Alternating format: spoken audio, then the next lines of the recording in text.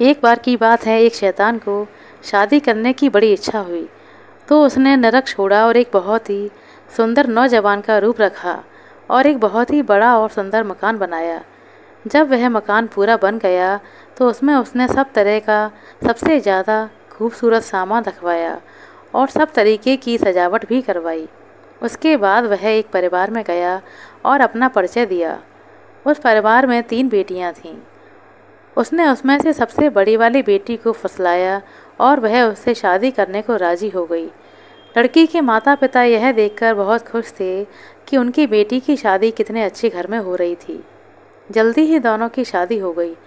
शादी के बाद शैतान लड़की को अपने घर ले गया। घर ले जाकर उसने अपनी पत्नी को बहुत बढ़िया फूलों की एक माला दी और उसने उसके गले में पहना दी। फिर वह उसे अपने घर के सारे कमरे दिखाने ले गया। आखिर में वह एक बंद दरवाजे के पास आया और उससे बोला, यह सारा मकान तुम्हारा है, तुम इसमें कुछ भी कर सकती हो, पर किसी भी हालत में तुम इस दरवाजे को मत खोलना। पत्नी ने उसका कहा मानते हुए उस समय तो हाँ में सर हिला दिया, पर वह तो उस पल का इंतज़ार करती रही जब उसे वह बंद दरवाज़ा खोलकर देखना था। अगली सुबह शैतान ने उससे कहा कि वह शिकार के लिए जा रहा है। तो जब वह शैतान घर से बाहर चला गया तो तुरंत ही वह लड़की उस बंद दरवाजे की तरफ दौड़ी और उसे खोल दिया। वहाँ तो उसने बहुत ही भयानक आग जलती देखी तो उसकी तरफ बढ़ी और उससे उसके गले में लगी वो फूलों की माला मुरझा गई जो उसके पति ने दी थी। जब उसका पति घर आया तो उसने उससे पूछा कि उसने वह दरवाज़ा खोला तो नहीं, तो उसने बिना किसी हिचक के जवाब दिया नहीं। पर जब शैतान ने अपने दिए फूलों की माला की तरफ देखा तो उसे पता चल गया कि वह लड़की झूठ बोल रही है। वह बोला, अब मैं तुम्हारी उत्सुकता का और ज़्यादा इम्तिहान नहीं लूँगा। आओ मेरे साथ, आओ मैं तुम्हें स्वयं दिखाता हूँ कि इस दरवाजे के पीछे का क्या रहस्य है। कहकर वह उसे दरवाजे तक ले गया। शैतान ने दरवाज़ा खोला और अपनी पत्नी को इतने जोर का धक्का दिया कि वह नर्क में जा गिरी। उसके बाद उसने वह दरवाज़ा बंद कर दिया। कुछ महीने बीतने के बाद उसने उसी परिवार की दूसरी बेटी को अपने साथ शादी करने के लिए फुसला लिया और उसका दिल जीत लिया। उसके साथ भी ठीक वही हुआ जो उसकी बड़ी बहन के साथ हुआ था। अंत में वह उसी परिवार की तीसरी कन्या के पास गया। वह लड़की बहुत चालाक थी। उसने सोचा, यकीनन इसने मेरी दोनों बहनों को मार डाला है, पर यह मेरे लिए अच्छा जोड़ा है, तो अब की बार मैं इसके साथ जाती हूँ और देखती हूँ कि मैं उन दोनों बहनों से ज़्यादा खुशकिस्मत हूँ या नहीं। और इस तरकीब के साथ उसने उससे शादी की। उसे भी घर ले जाने के बाद शैतान ने उसे एक बहुत सुंदर फूलों की माला दी और उसे उसके गले में पहना दिया। फिर वह उसे अपने घर के सारे कमरे दिखाने ले गया और एक बंद दरवाजे को दिखाते हुए उसे हर हाल में खोलने से मना कर दिया। वह लड़की अपनी बहनों की तरह उतनी उत्सुक तो थी नहीं, पर फिर भी अगले दिन जब उसका पति घर से बाहर चला गया तो उसने वह बंद दरवाज़ा खोला। इत्तेफाक से उसने अपने गले में लगी फूल माला को पहले से ही पानी में रख दिया था, तो उसने भी वह दरवाज़ा खोलने पर भयानक आग देखी। उसमें अपनी दोनों बहनों को देखा। उसके मुंह से निकला, उफ, मैं कितनी लाचार हूँ। मैं तो सोचती थी कि मैंने एक सामान्य आदमी से शादी की है, लेकिन यह तो शैतान है। अब मैं इसके चंगुल से बाहर कैसे निकलूं? फिर उसने अपनी दोनों बहनों को बड़ी सावधानी से नर्क में से बाहर खींचा और उन्हें छिपा दिया। उसके बाद उसने वह फूल माला फिर से अपने गले में पहन ली। जब शैतान घर आया तो उसने अपने दिए हुए उस फूल माला की तरफ देखा जो उसने उसकी गले में पहनाई थी।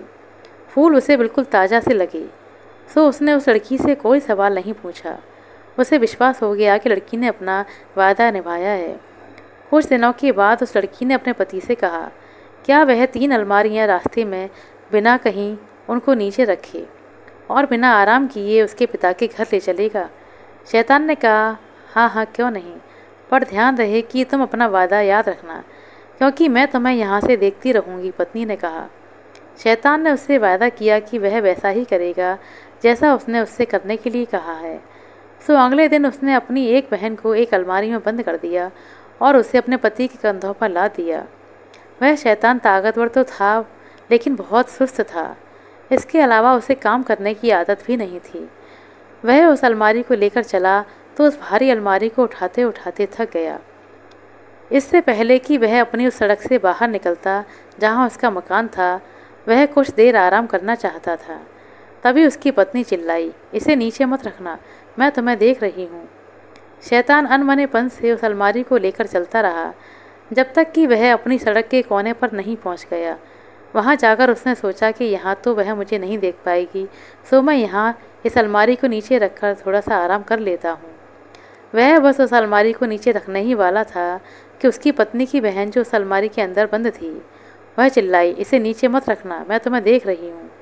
गालियाँ देते हुए वह उस अलमारी को सड़क की दूसरी तरफ ले गया और किसी दूसरे घर के दरवाजे के पास उसे रखने ही वाला था कि उसने फिर से पत्नी की आवाज़ सुनी, इसे नीचे मत रखना, मैं तुम्हें अभी भी देख रही हूँ। उसने सोचा कि मेरी पत्नी की आंखें कैसी हैं कि वह सीधे तो सीधे कोने के दूसरी तरफ भी देख लेती है और शायद वह दीवार के आर पार भी देख लेती है, अगर वह शीशे की बनी हो तो। इस तरह सोचते सोचते पसीने से लथपथ वह थका हुआ अपनी सास के घर आ पहुंचा। वहां उसने वह अलमारी ढक दी और तुरंत ही घर वापस लौट आया ताकि घर जाकर वह बढ़िया नाश्ता कर सके। अगले दिन भी वही हुआ। वह दूसरी अलमारी को लेकर अपनी सास के घर गया और उसे देखकर तुरंत ही वापस आ गया। तीसरे दिन उस लड़की को स्वयं उस अलमारी में बैठकर जाना था, सो उसने अपनी एक मूर्ति बनाई और उसे अपने कपड़े पहना दिए। उसने उस शैतान के मकान के छज्जे पर खड़ा कर दिया और स्वयं अलमारी में जाकर बैठ गई। एक दासी ने उस अलमारी को शैतान के कंधे पर रख दिया। अलमारी उठाते हुए वह बुदबुदाया, उफ, यह अलमारी तो उन दोनों से ज़्यादा भारी है और आज जब वह छज्जे पर बैठी हुई है तो आज तो मेरे आराम करने का कोई मौका भी नहीं है। बड़ी मुश्किल से उस भारी अलमारी को उठाकर वह अपनी सास के घर बिना रुके चला। वहाँ उसने वह अलमारी भी अपनी सास को दी और जल्दी से अपने घर नाश्ते के लिए वापस दौड़ पड़ा। आज तो वह भारी अलमारी ले जाते उसकी कमर ही टूट गई थी। पर जब वह घर पहुंचा तो रोज़ की तरह से उसकी पत्नी आज उसे लेने बाहर नहीं आई। यहाँ तक कि उसका नाश्ता भी तैयार नहीं था। शैतान ने आवाज़ लगाई, तुम कहाँ हो? पर उसे इस पुकार का कोई जवाब नहीं मिला।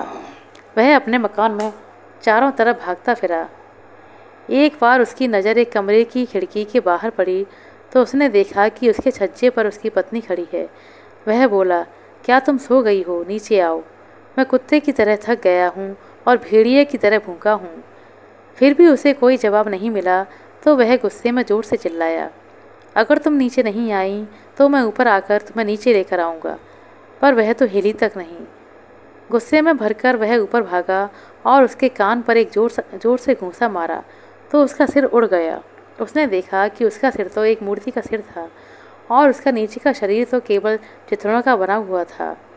यह सब देखकर तो उसका गुस्सा बहुत बढ़ गया। वह अपने सारे घर में चीज़ों को तोड़ता फाड़ता फिरा, पर उससे क्या फ़ायदा था? इससे उसकी पत्नी तो मिलने वाली नहीं थी। उसे अपनी पत्नी के गहनों का केवल खाली बक्सा ही मिला। वह बोला, तो वह मेरे दिए हुए गहने भी चुरा कर ले गई। वह तुरंत ही उसकी माँ पिता के घर पहुँचा। पर जब वह उसके घर के पास आया तो उसने देखा कि ऊपर छज्जे पर तो तीनों बहनें यानी कि उसकी तीनों पत्नियां खड़ी हैं और उस पर हंस रही हैं। उन तीनों पत्नियों को एक साथ वहाँ खड़ा देखकर तो वह शैतान इतना डर गया कि वहीं से उल्टे पैरों भाग खड़ा हुआ। फिर वह अपने घर पर आकर ही उसने दम लिया। उसके बाद से उसने कभी भी शादी न करने के बारे में विचार किया। आशा करते हैं दोस्तों आपको हमारे द्वारा सुनाई गई यह छोटी सी कहानी अच्छी लगी होगी। कहानी अच्छी लगी हो तो कृपया लाइक कर दें, शेयर कर दें। चैनल पर नए हैं तो सब्सक्राइब कर लें। अपना कीमती समय देने के लिए बहुत बहुत धन्यवाद। मिलते हैं अगले वीडियो में, तब तक के लिए नमस्कार।